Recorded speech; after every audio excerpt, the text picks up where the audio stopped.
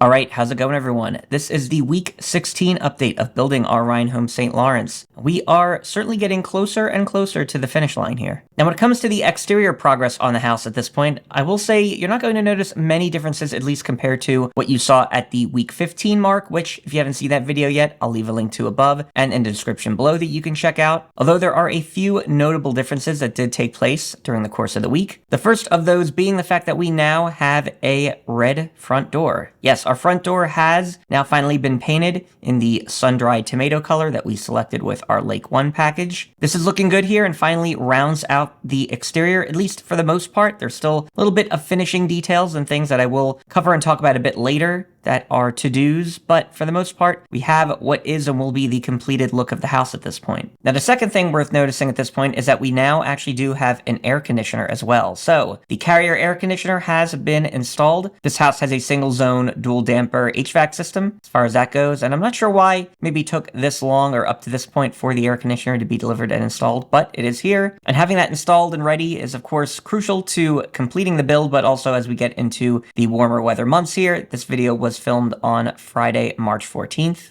And the third thing you might notice here in that open or missing window pane on the right second floor area near where the loft would be is the fact that we did finally get that separate window pane swapped out with a proper one with the correct lights as they're known, or window grid pattern that matches the elevation K and L exteriors that Ryan has. So you'll see this a little bit when we go inside, but as you can see here, we had the blue tape crew out. One of those folks was working on the home this day. We'll talk a little bit more about that process later, but they were and are, of course, in full effect doing their thing throughout the final stages of the build. Now, as far as community progress overall goes, you're going to perhaps first see here that our neighbor to the left of us, this St. Lawrence, is now well underway as far as the framing stage goes. And if you have a keen enough eye, you might be able to tell that this looks to be an elevation A at St. Lawrence. So that is the design they went with because, of course, Ryan does require homes on the left or right side or across from you have a different elevation and color package. Now, beyond just these couple homes, I would say our street is really shaping up in terms of the overall construction progress. You can see a number of homes here now under construction. And given how quickly Ryan builds these, I would not be surprised to see a very active, lived-in looking residential street, maybe in the next 6 months or so, certainly by the fall, I would think at some point. Now, of course, beyond this, it is probably worth taking a look at the community progress overall. And as far as a view from above goes, you can do your own math, but I count 24 different home sites here that are in some stage of construction as far as the overall construction progress on the development goes. So that covers everything from completed homes like the model to ours that are nearly complete to many others at various different stages, including even just some digging out for the foundation footings. Certainly looks a lot different here than when things started. I would definitely encourage you to check out some of those earlier videos in this build series if you haven't yet, just to see how far we've come in a pretty short amount of time overall. And at this point, there's really a couple of homes that have clearly moved into those final stages. That includes ours and this Powell model down the street from us that has a completion date of around, I believe, a week or so after ours. So on this day we visited, my parents did come along to check out the house. My mom had viewed the home around the week 7 mark, so of course things look a lot different now than they did then when she saw the house just barely after framing had completed. And my dad had never seen the home in person, so this was his first opportunity to see that. So I'll show some of the rooms and the various parts of the home here as far as what they look like, but I would say for the most part we're looking still at a home that progress-wise looks very much similar to what we saw at the week 15 mark as far as any interior progress goes. Really, at this point of the build, you're not looking for any major additions or seeing what new items came into the home within the course of a week, but rather maybe what has or maybe hasn't changed as far as little fixes and progress in some of those blue tape areas. And you may find at this point that you'll need to take off your shoes when walking around the house, just as an FYI, because we found at the week 16 mark, all the coverings on the engineered hardwood floors, the carpet, they had all been removed and were now more generally exposed. So I mentioned this previously in the week 15 update video. The blue tape folks are out and they are still doing their work on the home at this point. Now, I didn't get to capture it with my camera while he was doing it, but this particular person ended up having, I would say, a few pages of 8.5 by 11 printouts of maybe 20 to 30 items with visual indicators of different things he was going throughout the house to fix. And so he was taking care of these areas item by item. But at this point, we have really shifted our attention towards some of those other areas of the build that maybe haven't been taken care of yet. Maybe items that don't have blue tape on them, but look like they could use some addressing. So of course, if you're curious to what those are, I figured I would cover over some of the things we addressed with our PM and different areas we asked about to take a second look at, and maybe some things you might want to watch out for and keep an eye out for if you are in the build process yourself and perhaps building a similar home or at a similar point in your home construction process to ours. So one of the things we did notice was around the stone water table area. So I had noticed this a bit before, but my mom also pointed it out on her own, which, yes, doesn't hurt to have a second opinion. But as you can see here through these photos, there does look to be a little bit of an exposed area of the foundation for the garage area that isn't covered by stone, and that even once they pour the final layer of asphalt on the driveway, this would still likely have some exposed area of concrete. And as you can see, in one of these areas, we had some gaps in the concrete to the right of the garage door that certainly could have used some filling. So I did bring this up to our PM and did get to have a chat with him one of the days when we visited the home site after, just around different ideas and things we could do to have this area cleaned up. And what I ended up doing in this case was just looking at some other St. Lawrence builds online. This is where it's very helpful if you are able to get out to another community and check out your same model being built. And in this case, just driving around the community and some adjacent homes built by other builders to do a comparison and see how this was handled. And as you can see through some of these reference photos, it looks like there are other stone companies that have done an additional layer or two below the ledge to kind of fill this void. So this is an area he mentioned he'd look into and that we'll be keeping an eye on. Now, the second point we noticed was that the second from the left front porch column looks to have been